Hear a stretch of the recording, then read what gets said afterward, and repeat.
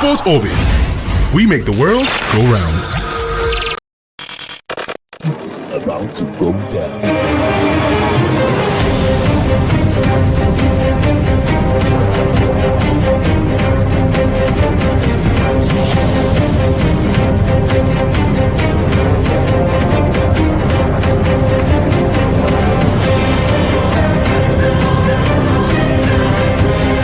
It's lovely pass, the nearly turns cleverly, can he find a finish? Oh, he can! Skilled by Joshua, and a return right hand, good counter right, Bullen is hurt, second right hand, that clipped him as well. Now he goes in for the kill. Well, Ricciardo is inching into the lead, and Ricciardo that win the Italian Grand Prix! Iguodala running the floor.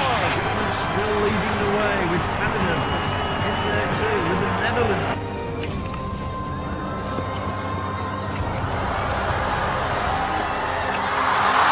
And Musa makes it 4 goals in 2 World Cup matches.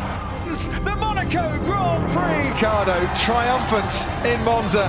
Through Bowden Barrett and an early touch and an excellent. Sports Orbit. We make the world go round.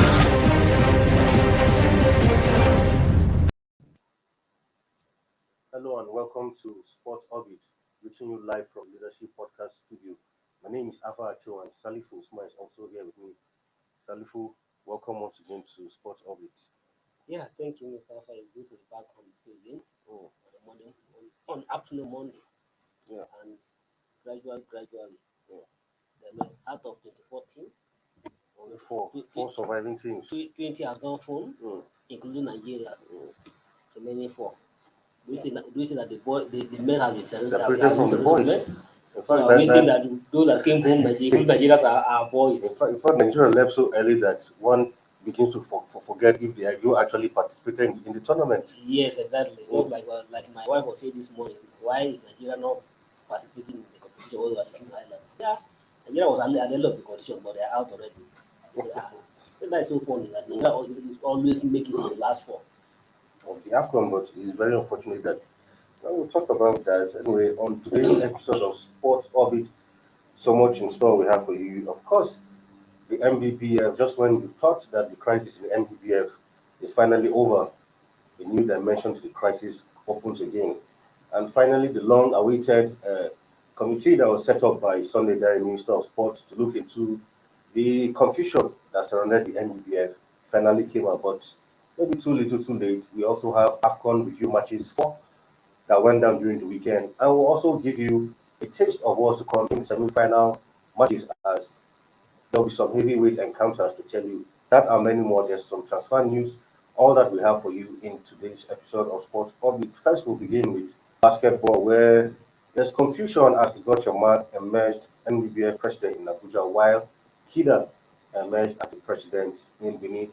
Salifu, it's like we are seeing a rewind of what played out 4 years ago, where 2 elections were held, one in Abuja, one in Kano, 2 presidents emerging. Just when we thought that the elections were going to hold and things would come back to normal, elections held, 2 elections, Kida still on the ballot, Kida is back again, and Mark Igoche emerging president of the other faction. Yeah, that's another round of crisis, and it's really unfortunate. It's really unfortunate that Nigerians will have refused to learn things how it is, to learn from others, or we have refused to do things in the proper way how it's done in other time.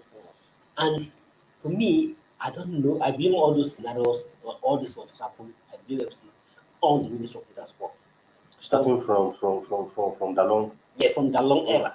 Dalong created this crisis. Dalong created this crisis, and when we're hoping that the current Minister of Youth and Sport will be able to manage the situation, that he has been overwhelmed by the crisis.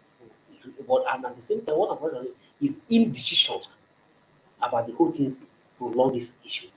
As a government, a minister of the government, as a minister in the government, you have every right, you have every power to decide and to talk decisively when things are supposed to go, not to be hacking. And just like the reason you set up when there was a crisis, everybody okay, so you suspend the election, set up an investigation committee, instead of it to come out what is the genuine the stand of the committee and decide who is guilty and who is not guilty, and to say precisely where you stand. Or you had the report. So why are you now releasing the report on the very day where you know that okay, the whole thing, I not for me to use the local word, they don't have yakata. Eh? So you now decide to release after you know that there's no any solution to it. You now release the report. So to me now, releasing that report of the catastrophe is of no It's actually use. medicine after death. It's of no use. So I just like to say, but one thing is that, well, I don't know how we are going to manage this situation, but the problem like that is what the just in anyway they say when they do elephants are flying, the guys are suffering. Definitely. But those are the basketball, it's Nigeria, it's the players that are suffering, that are going to suffer all these issues. Now, looking once again, we have two presidents emerging. Kida still on the scene. Now, Mark Igoche, who a lot of stakeholders were actually rooting for him, thinking that if Mark emerges, at least that will bring a new lease of life to the NBBF. And he has not been caught up in this whole situation that affected NBBF, having parallel elections, having two presidents. Where does the NBBF go from there? And right now, like you said, we are yet to even get any statement from FIBA concerning the elections. Let's even know, okay, where FIBA even stands in this, but we are yet to get any communication from FIBA. But tomorrow, when something happens, FIBA will now come out to start flexing muscles. But now two elections have held. FIBA has not even come out to say, okay, this is the right elections, this one is wrong. Where does this put Nigerian basketball as it stands currently?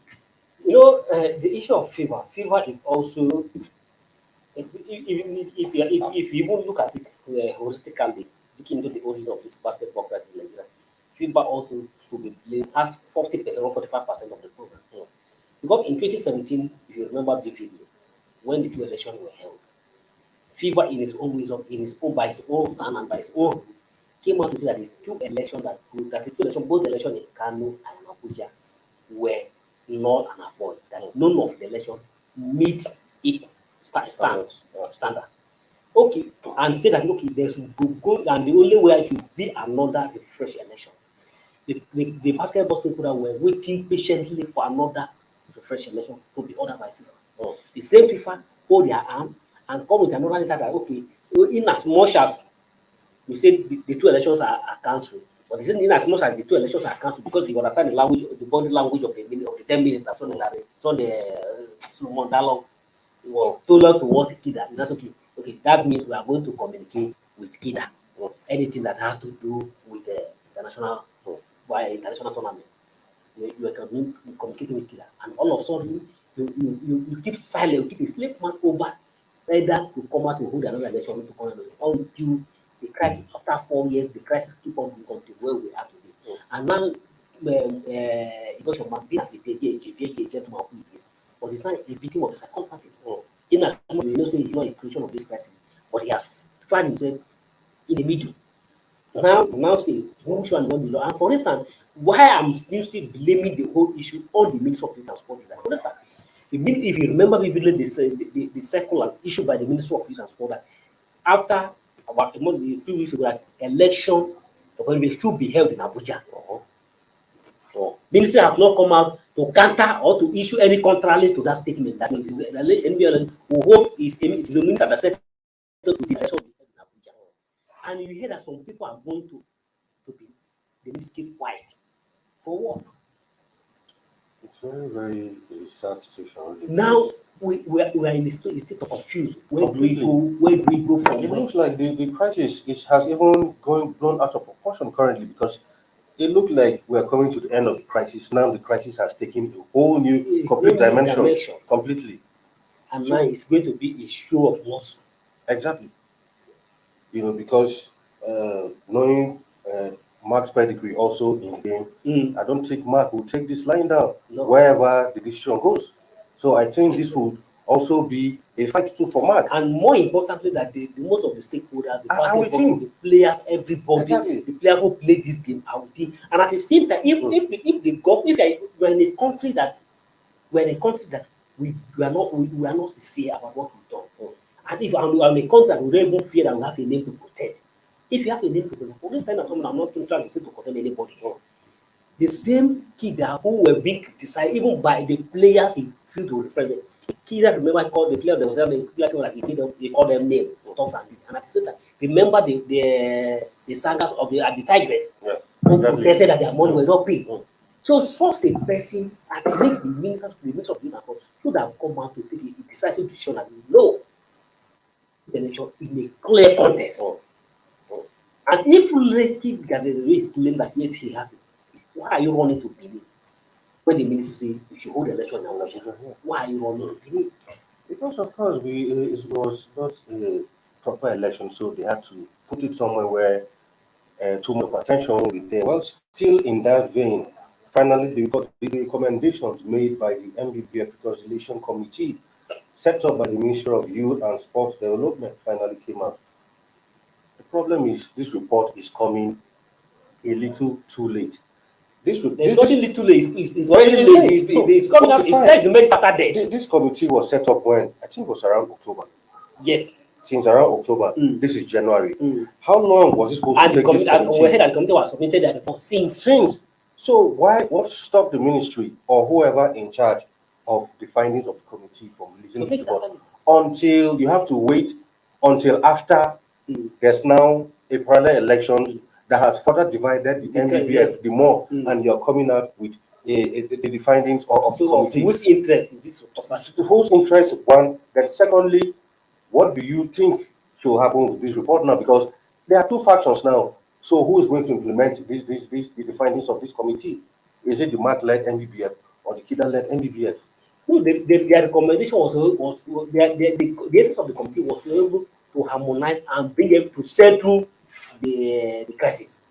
Bring them to settle the crisis. And so that everybody come on the table and have a seamless, fairly election that will produce one single president. Now we have two presidents. We have two presidents of NBBF for 4 years. Now we have another round of 4 years. We are going for another two presidents of NBBF. Remember, up to not today, EFN crisis is still there. Yes. When we have two elections, we have two, as we are talking, two people are claiming of EFN. I mean, so at this point, someone when the recommendation, let's just leave the recommendation on those. Yeah. Okay. In the recommendations, we have that. The recommendation one. There are a couple of resolutions here about 9 of them. The first one says there is only one approved statute for the NBBF. That is the 2019 NBBF statutes adopted by Congress at the annual general meeting of NBBF on 13 April 2019. FIBA did not approve the 27 draft statutes. 2. The NBBF elective Congress should be convened and held within the framework provided by the 2019 NBBF statutes. Now, if we are going by this now, elections have held already. So, what statutes was used to conduct this election? Is it the 2019 or was it the previous one? So because this confusion is, that's what I'm saying that the ministry was not sincere. Exactly. Okay, if you have any comment, why not? They have something to hide. Why not? Why were they afraid of releasing this report all this while until allowing people to hold the parallel election, and on the day that the election has been held, parallel have to not release the report to serve for food impact. Furthermore, number 5. First is FIBA's letter to Federal Ministry of Youth and Sports Development, the National Olympic Committee, and NBBF, all of 19 November 2021, respectively, should be complied with accordingly. 5 says any amendment to the 2019 NBBF statutes, if at all any, should be proposed and considered after the elective Congress of NBBF had taken place and elected for NBBF. So, these are things that should have happened long ago. If you look at to me, the committee doesn't do any work. It's just a copy of work. Maybe you the committee was set up to the set up to what's the problem about peace? The main problem they were set up to settle. What was the same problem they are still rewriting their program. So there's something that people were disenfranchised about the call 1999 status. People were saying that the 1999 status is not in conformity with the interest of the basketball and should be amended. Now look here. And I see that the amendment will happen after election. To exactly. This one is interesting. Number 9 says a court of arbitration in sports has become imperative to bring matters of this nature to a quick resolution as the crisis in basketball appears to have lingered due to the absence of formal dispute resolution channels. So, if we're going to go by these recommendations, it means with the way this election turned out, I mean, any of the party is free to go to the court of arbitration to get a final resolution to the dispute. But to me, let's how it works. But at least a minister of youth and sport who is who is the number one, the custodian of sports in this country, should be more concerned if one of the section of the sports is being divided, because it doesn't serve anybody's interest. And at the same time, remember the Olympic saga. It was the same crisis in the NBBF that caused the Olympic saga when we were attributed that most of that like who was supposed to do the test could not do the test due to the crisis in the AFN. Now with basketball, instead of you have every opportunity to resolve this crisis, but you keep it sleep man. We are playing hockey parking on and until now the crisis has been further divided the whole. Right. We still have so much more in store for you. Igalo is in news. Igalo has just switched club. We'll let you know which club to which he has moved. Of course, Egypt in the final of the AFCON is a new record, surpassing Nigeria, who previously held that record. So much more for you when we come back from this break. Don't go nowhere.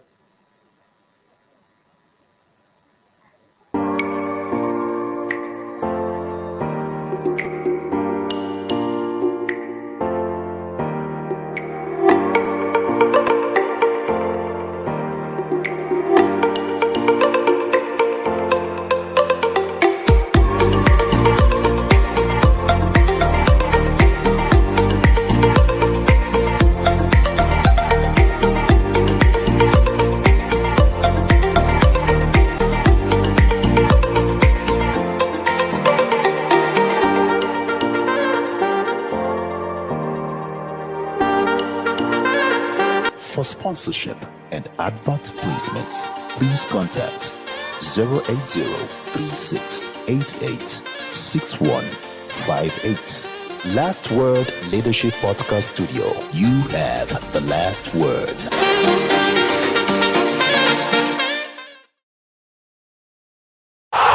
Sports Orbit. We make the world go round. Welcome back from that break. Straight on to transfer news, where Odion Igalo has broken the Nigerian transfer record.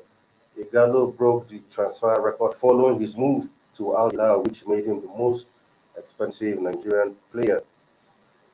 Previously, this record was held by Victor Moses, but Igalo has moved from Al Hilal from Al Shabab to Al Hilal, still in the Saudi League. And it might interesting to note that both of these teams are in the same city in Saudi Arabia.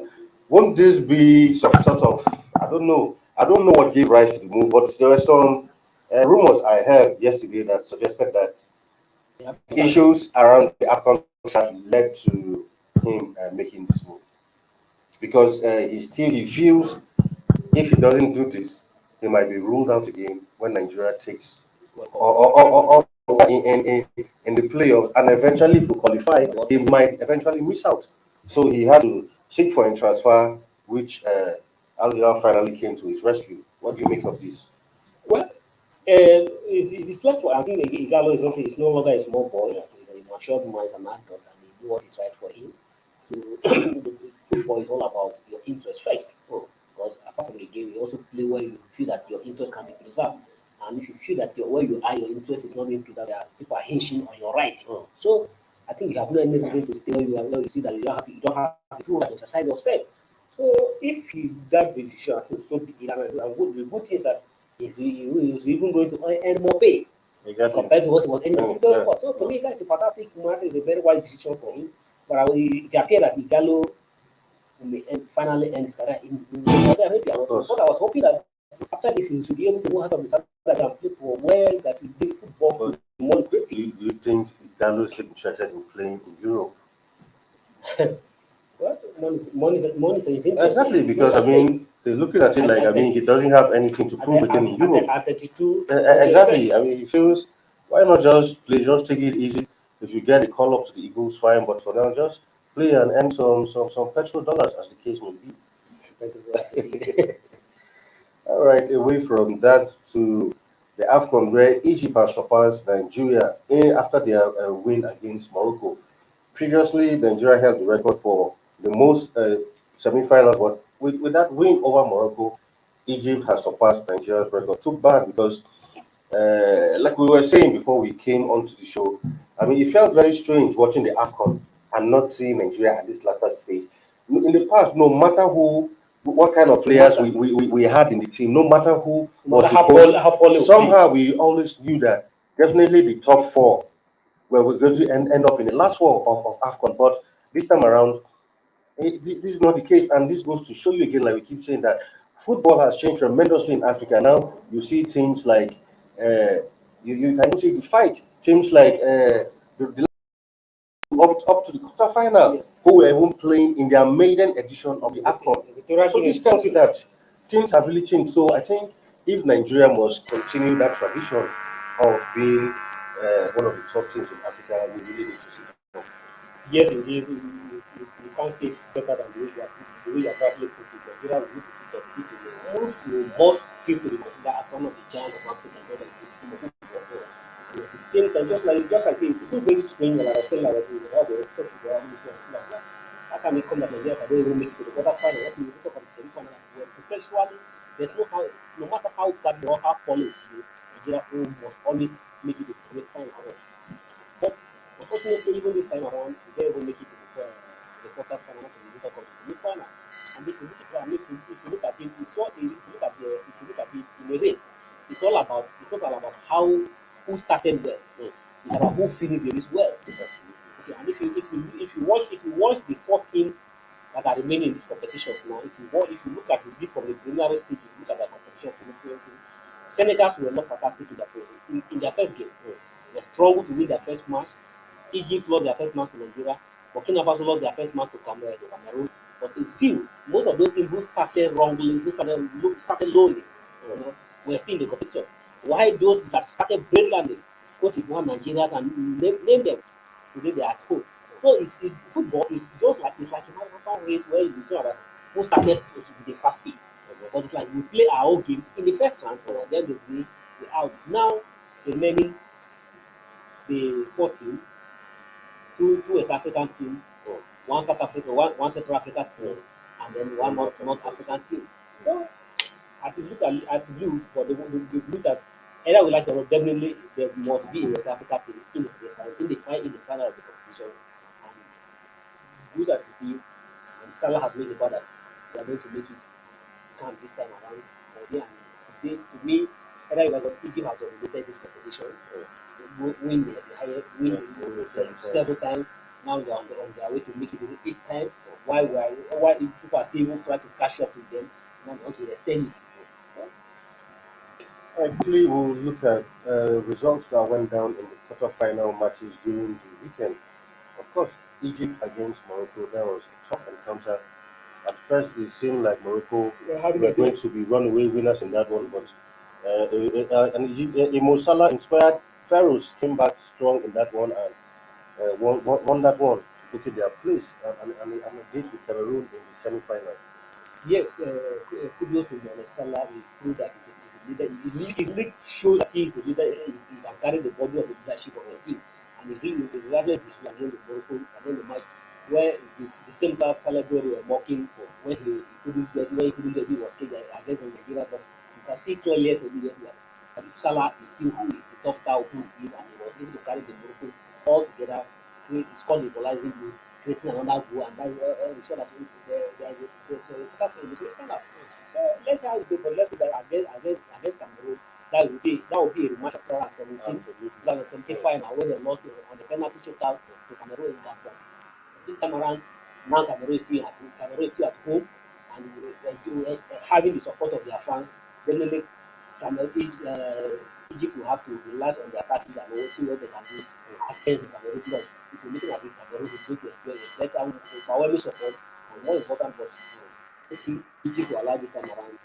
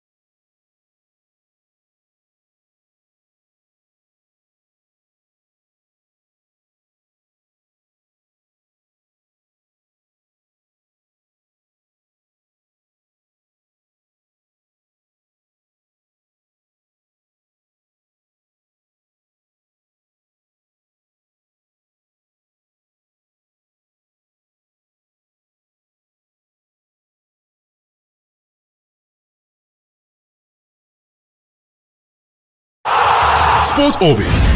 We make the world go round.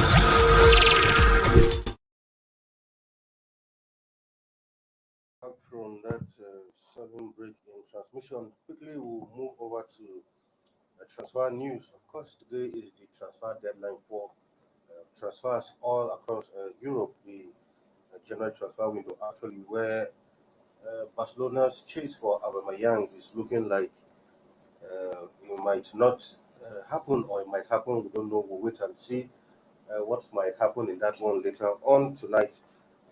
But it depends on Barcelona actually moving one or two players on before they can sign Aubameyang. But Arsenal seems very adamant to ensure that Aubameyang leaves the club, even if he's on loan this January.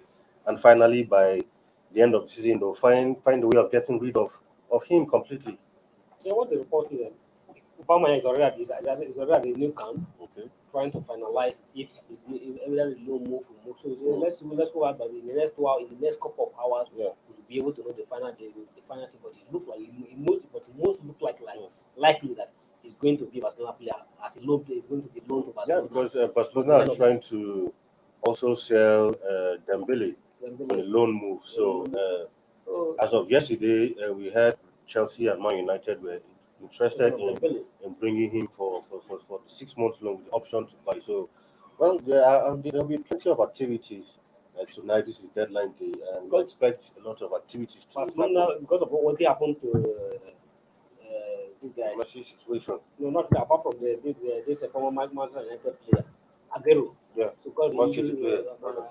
injury to Aguero, so Barcelona definitely need a natural striker. So and then the board will be like just like this, that they needed to upload some player to play, like allowed Aubameyang in. But from now, what they appear that it's like they're going to take him on loan, and that is short just to if you have to be able to pass the medical and the other necessary things. So at the end of the day, we should be able to know when the fed long lies. But do you think Aubameyang is what Barcelona need? Do you think he'll be able to resurrect his career in a team like Barca? Yeah, but Barca is a top class. It's a very tough team, and it depends on the coach for him. But what I've seen that for him to move to Barcelona and to negotiate further negotiation on the loan move, it's so that the coach Hernandez Xabi has interest in it, because if Xabi didn't sanction that thing, he would have been able on his own. I don't think he's just on his own job decided to join the plane and get to new camp for a negotiation. But it's like the club, the Barcelona club, need that. Yes, they need him, and he can be able to add one or two things to the Barcelona to because remember, Barcelona are still struggling. They're still struggling. That's why they are trying to come over and they needed a striker who will be able to deliver goals. So I strongly believe that if the kind of style of if you look at the Arsenal style of playing, I think that the style of playing by Barcelona is almost the same. So I don't think if they're given by Aubameyang opportunity to play in Barcelona, you'll find it difficult to fit, because they always play the style of play is alike. And even the Dortmund where he comes from, where he was in Bundesliga, where he used to play, where he marked his name. They also is the same style of play, and definitely if he gets to the Barcelona, I hope that he'll be able to resolve crime, because as it is now, there's no any hope for Aubameyang at Arsenal. So definitely for him, he has to leave. Quickly, some matches went down also in the MPFL. The star match completely tabletop clash between Remo Stars and Rivers United. These two teams are proving that they are in this season for business. Both of them have refused to lose. Even when they met each other, they decided to rather share points than any of them running away as with the whole 3 points. I mean, these two teams are the teams to beat. And I really like the way these teams have been playing since the start of the season. This match was interesting. I was shocked to find out that this result ended the way it did. It was a tough match of the weekend, and definitely, just like Bradley said, the two teams have refused. They definitely showed their start. They definitely showed their monsters. No, nobody's willing to let the point go. And just like I told you, I said, even though this team, whatever, if they played, whatever they are scored, they still making top spot. And now, as it is, the United still remain on top, followed by, but on a better goal difference, followed by Remo. So I think, and this is week 10. Yeah, exactly. No, this is week 9. Week 9 of the Premier League. We're going to week 10. So It's the regular top guys with the Bas cannot be last. We always see should be mindful of how they end the season this time, because Ramos has come to pick everybody by storm and they are not ready to let down their guard. I mean, the other matches, Enyimba returned back to winning ways, 2-1 over Katsina United. Of course, Heartland, we talked about them on Friday. It's expected. Yet to be paid salaries, and you don't expect a hungry man to give you his best. And they were even looking that the player, I even close to play, they even make it. Exactly. I mean, a very appreciable Kano Pillars actually took all 3 points right there at their home stadium. Sunshine Stars, the biggest scoreline of the weekend, 3-0 against my team, Lobby Stars. And of course, Dakada was 0-0 versus Enugu Rangers. Kwara United 2-0 over Gombe United. MFM looks like they might just finally go back to where they came from this season, because lost at home to City Star. Lost at home again. They are finding to get results. And of course, Niger Tornadoes also not being consistent. Lost 1-0 to champions Akwa United. Plateau United 1-0 over Abia Warriors. And Wiki Tories 2-0 over Nasarawa United. And quickly before we go, if you look at the result of this match, that's an interesting result. 3 away win. Yeah. 2 draw. And that's fantastic result at the weekend. It shows that the syndrome of win at home, win at all colors. Gone are the days when you could go away and win a match. But if you look at this match, I told you on Friday when the LMC, if we were to make on to revive Atla, they've come out to extend it by 9 days. They set 24 hours initially. As of today, we heard they've extended by 10 days. Sorry, 10 or 9 days. I told you, I say LMC are just a tutorial good, but nothing will come out of it.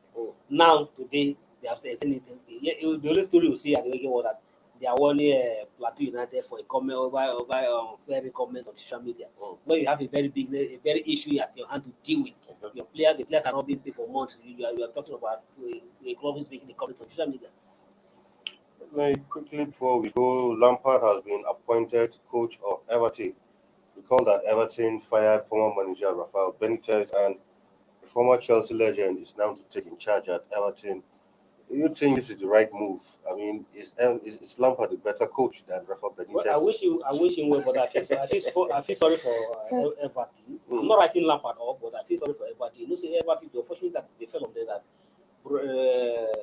Ancelotti, who came to rescue the team, Ancelotti was doing a fantastic job. Had to run away when the Madrid George came calling again. When you see to create a better job, you have to dump the club and run away to the They bring him on. Bring Benitez. Benitez, no doubt, is a fantastic coach. Big coach. We say that Benitez will be able to get his job on this side. So something, to me, a problem Benitez could not solve. I don't think I think there's actually something fundamentally wrong at Everton for me, because since David Moyes left, the only coach who did a bit well was current Belgian coach Martinez. After his left, Everton has consistently changed coaches. They failed to even go to Europe again, like they did under David Moyes or under Martinez. So I think and of course before Lampard took the job, when Rooney was actually approached for the job, but he actually turned it down and asked them that he would like to continue with Derby County in the championship. So Rooney be a product of a party. I would have expected him to come and rescue where he actually grew, where he also grew up to make. But being inside, I'm sure he's well aware of the problems at Everton. Maybe you understand the politics at Everton and he feel that he cannot fit in very well at this particular time. Maybe in the near future, who knows? He can come and the coach of Everton, but for now he says no, he's already for the job.